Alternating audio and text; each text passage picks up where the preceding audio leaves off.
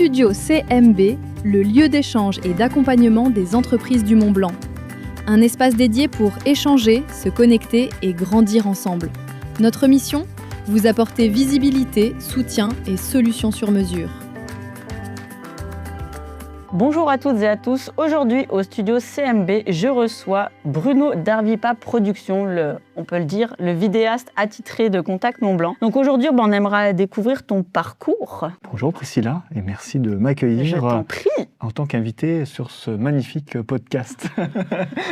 Déjà, c'est pas méchant, ton nom, Dona Cimento, on sait que t'es pas au Savoyard. Non, donc, mais je suis né à Sallanches quand même. Ah, tu es né à Sallanches. Alors du coup, moi je suis un enfant du pays, entre guillemets, quand même. Je suis né donc à Sallanches, mes parents sont originaires du Portugal, ils sont nés au Portugal. Pourquoi Contact Mont-Blanc déjà, peut-être ? Pourquoi Contact Mont-Blanc déjà? Pourquoi dans quel secteur d'activité tu es? Ce que tu fais? Alors moi aujourd'hui, je suis photographe et vidéaste événementiel. Donc je fais principalement tout ce qui va être mariage, événements familiaux, à tout type de photos, mais aussi les pros, tout ce qui va être PME, artisans, associations. Enfin, vraiment... C'est là où tu mets en avant un événement, ou par exemple un produit. S'ils veulent mettre un produit en avant, tu peux venir un service. Exactement, soit un service, soit un produit. Donc ça va dépendre vraiment des besoins du professionnel. Et surtout, donc, je vais créer aussi bien de contenu photographique que vidéo. Que ce soit aussi bien pour les réseaux sociaux, pour les sites internet et autres, pour les professionnels. Et puis après, pour les particuliers, ça va être pour leurs usages privés. Pourquoi j'ai fait ce métier-là? C'est parce que j'ai toujours été attiré depuis tout petit par la vidéo, de base. Je m'amusais beaucoup avec le caméscope de mon père. Ou qui devait être content. Il était content. Il n'y a pas eu de casse? Non, franchement, j'en ai pris soin et tout. Je m'amusais à faire des petits films avec les copains. Donc, c'était marrant, même avec les voisins. Donc, c'est vrai que je m'amusais un petit peu. Et c'est vrai que j'ai toujours eu un petit peu cette idée-là de travailler donc, dans ce milieu-là. Après, sur mon parcours professionnel, moi, j'ai été à l'école classique comme tout le monde, mais j'ai fait un parcours pro dans le bâtiment en électricité. Donc, qui n'a rien à voir avec la photo. Qui n'a rien à voir avec la photo, tout à fait. Effectivement, c'est vrai que non, rien à voir. Mais c'est vrai que j'ai toujours voulu être un petit peu dans cette branche-là parce que vu que c'était un petit peu l'électricité, l'électronique, on va dire, tout ce qui est un petit peu dans ces milieux-là, je dis bon, je vais aller un petit peu dans cette branche-là, puis bon, j'étais nul à l'école. Donc c'est pour ça que je suis plus allé dans une branche professionnelle. Et donc j'ai fait un BEP et un bac pro en électricité dans le bâtiment, mais moi le bâtiment, c'est pas du tout mon truc. J'ai fait beaucoup de ventes quand même dans le domaine de l'électricité, du coup, donc vendeur, puis commercial. Et donc après, j'ai dit, vu que je continue quand même toujours à faire de la vidéo à côté, à titre personnel, je m'amusais toujours à faire des vidéos. J'ai dit pourquoi pas me lancer dans l'activité et vraiment en faire une activité et en vivre de cette activité-là, de cette passion-là. Combien de temps que tu l'as lancé cette activité? Ça fera 5 ans là au mois de juin. Déjà donc très bientôt. Ouais. C'était en 2021 que je l'ai lancé, donc fin 2021, donc pendant le Covid, enfin à la fin du Covid quasiment. Puis voilà quoi, donc l'aventure a bien évolué, a bien grandi quand même. Après, c'est pas ma première expérience professionnelle, parce que j'ai déjà eu, quand je suis sorti de l'école, j'avais essayé de monter une entreprise dans l'informatique. D'accord. Parce que j'ai toujours été attiré aussi par les nouvelles technologies, l'informatique, ce genre de choses. Mais ça n'a pas forcément bien fonctionné, parce que tu vois, c'était 2019, donc c'était avant le Covid. Donc c'était un peu chaud. En fait, j'ai vu les choses trop en grand, et j'étais trop gourmand, parce qu'en fait, j'ai ouvert une boutique à Cluse, et j'ai bouffé tous mes ronds dedans. Donc il fallait tenter, de toute façon, qui ne tente rien n'a rien. Tu ne peux pas savoir si tu faisais pas. Donc ouais, j'ai décidé d'arrêter ça parce que c'était triste, moi ça me plaisait bien, mais bon, je n'avais pas le choix, c'était vraiment compliqué. Et du coup, donc, tu t'es à ton entreprise, donc vidéo et photo. On se doute un peu de l'origine de Arvipa Productions. Alors c'est vrai que j'ai mis du temps quand même à trouver ce nom. J'ai quand même brainstorm avec un copain à moi qui lui a été graphiste à l'époque, maintenant plus trop, mais du coup je lui avais demandé un petit peu d'aide déjà pour le logo et pour quelques trucs au début, parce que moi je sais que je voulais me lancer, je voulais quelque chose en rapport avec le local quand même, tu vois, il y avait quand même déjà un peu cet esprit local et tout, je voulais quand même garder l'aspect proximité pour le nom de l'entreprise. Et donc je dis voilà, pour le logo je voudrais des montagnes classiques et un objectif, tu vois, ou un truc avec un appareil photo. Donc c'est pour ça que c'est une lentille avec, on voit le reflet d'une montagne dedans, quoi. On s'est dit il faudrait qu'on trouve un truc qui sonne un peu local, mais qui puisse aussi être bien référencé, tu vois, parce qu'on pense quand même au référencement et tout par rapport aux réseaux sociaux, où nous on aborde là un peu Google, le podcast. Le fameux SEO qui fait tellement peur. Je dis tiens, on a qu'à mettre Arvi Productions, parce que ça commence par un A, c'est la première lettre, et puis ça sonnait pas bien, je dis Arvipa, donc Arvipa Productions, quoi, tu vois. Et donc Arvi et Arvipa, pour ceux qui le savent pas, donc c'est du patois au savoyard qui veut dire bonjour, ou à bientôt, Oui. à la prochaine, quoi. Arvi, bonjour, Arvi pas, à bientôt, à la prochaine. Donc, Arvi pas production pour le Pavic en Haute-Savoie. Pour le nom local. Et puis, il y avait personne qui avait ce nom. Et Donc, il y a ça m'arrangeait personne qui a bien. raison là, tout à fait. Et puis, production, parce que je faisais tout type de trucs, photo, vidéo. Et au début, il y avait studio aussi, quand même. Il y J'avais avait pensé à studio. Ah, tu vois, comme quoi on il y était avait proches. studio, mais ça, j'ai quand même trouvé vite le nom quand même. Ça a quand même vite brainstorm parce qu'il y avait l'histoire du référencement. Je voulais quand même apparaître en premier. Je voulais un nom quand même local. Tu vois, parce que moi, mon créneau, c'était pas aller à Paris, à New York ou peu importe et tout. Moi, je voulais vraiment rester local avec les gens et tout. Que les gens peuvent t'identifier localement et pas. Et pour le coup, ça marche vachement parce que c'est vrai que chaque fois, les gens disent mais trop bien quoi. Chaque fois, je donne ma carte de visite, Arvi pas. Mais oui. En Haute-Savoie, les gens, ça leur parle tout de suite. Ça leur parle tout de suite. Donc, je me suis dit, bon, au moins, ça fonctionne, tu vois. Oui. Déjà, c'est positif. C'était le but. C'était le but. Après, j'espère en positif en tout cas. Mais oui, de toute façon.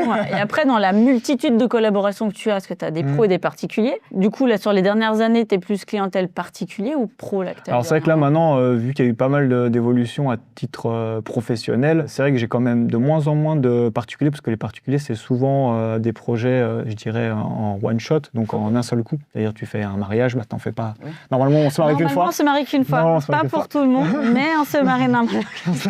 On se marie qu'une fois. Et puis, les baptêmes, les naissances et tout. Pour les naissances, on peut avoir plusieurs naissances. Oui, on peut avoir plusieurs naissances. Mais bon, du coup, c'est plus le côté pro qui te rappellera, peut-être de façon ponctuelle ou plusieurs fois dans l'année pour des événements. Donc, c'est pour ça que je me suis dernièrement encore plus dirigé sur le côté pro et encore plus avec toi, du coup, avec ce qu'on a mis en place. Et puis, parce que oui, il y a la récurrence avec le côté pro, parce que forcément, un pro, il a toujours des choses à dire, des choses à faire, selon bien sûr le domaine de métier et d'activité du pro. Mais voilà, c'est quelque chose qui est qui a de la demande. Donc, c'est pour ça que maintenant, aujourd'hui, je suis quand même plus pro, asso, PME, mais je fais quand même toujours un petit peu de particulier. Mais c'est quand même le pro maintenant qui prend 90% de mon business. Et du coup, alors, question cruciale, tu préfères travailler avec les pros ou les particuliers? Je préfère travailler avec les pros, ils savent ce qu'ils veulent. Alors après, des fois c'est difficile ils savent un truc, ils veulent ça, mais des fois c'est dur de le réaliser, tu vois, parce qu'ils ont une idée en tête, et des fois le mettre en pratique, c'est plus compliqué, en tout cas dans mon métier de photo et vidéo.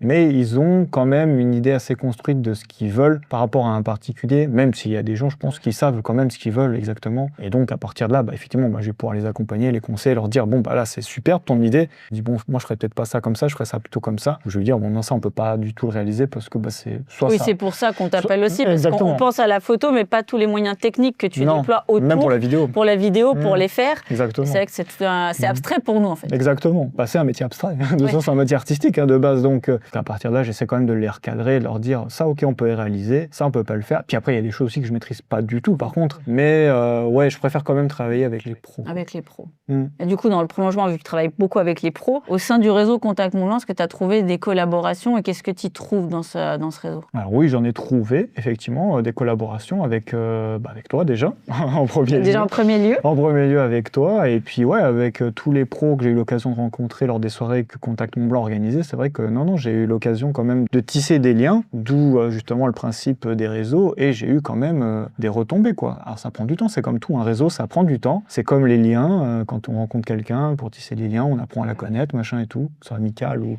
plus. Et donc, de fil en aiguille, et puis après, au moment de dire, tiens, je pense à toi, est-ce que ça te dit de venir? Et ça marche comme ça, quoi. Moi, souvent, je dis, ne négligez pas la petite graine que vous avez plantée, parce qu'en fin de compte, elle peut donner des fruits l'année prochaine, comme dans 3 ans. Mais par contre, on en prend soin et on s'en occupe. C'est ça. Pour après, sûr que ça fait quelque chose. Et le but de rejoindre le réseau, c'est déjà d'être moins seul, de voir un peu du monde. Donc, je dis pas que je vois pas du monde, forcément, quand tu vois tes clients, quand tu vois d'autres prestataires, tu vois quand même du monde. Mais d'être quand même, de se sentir moins seul et de se dire, comme disait un petit peu Sabrina, on est un peu tous dans la même galère, on a tous un peu les mêmes problèmes, les mêmes soucis. Et finalement, on se retrouve quand même tous, malgré les études, l'âge, les compétences. Finalement, on reste tous des humains. Oui, tout à fait, on est bien d'accord. J'ai quand même trouvé quand même pas mal de collaborations, et encore aujourd'hui, on en a encore quelques-unes avec certains pros. Et il y en a d'autres encore qui vont venir. Exactement. Il y en a d'autres encore à venir. En tout cas, pour moi, ça a été bénéfique. En tout cas, pour moi, ça a marché. Après, c'est sûr, Peut-être pour d'autres pros, ça n'a pas bien marché ou moins bien marché, mais après, les domaines d'activité, ça varie. Comme je disais, c'est tellement aléatoire en fin de compte. Oui, c'est ça. Et puis, dans un réseau, personne ne peut garantir d'avoir du travail pour tout le monde. Non. Le but, c'est vraiment de se dire, on s'investit un peu, beaucoup, passionnément à la folie, ça c'est vraiment au choix de chacun.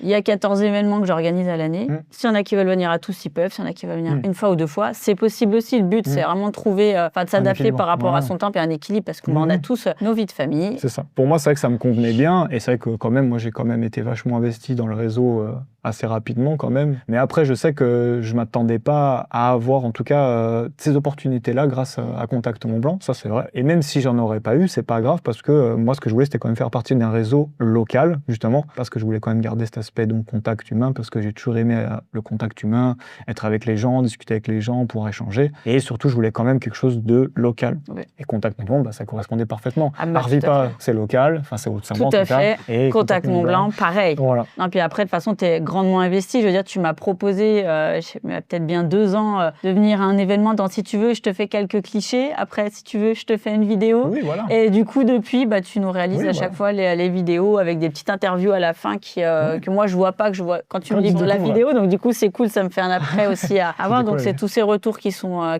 sympas et qu'on veut mettre encore plus, bien sûr. Encore plus en avant. J'essaie d'être force de proposition à mon niveau, bien sûr, à mon échelle en tout cas. Mais tout à fait. Avec tes besoins. Donc, merci beaucoup, Bruno, à toi d'être venu dans notre studio.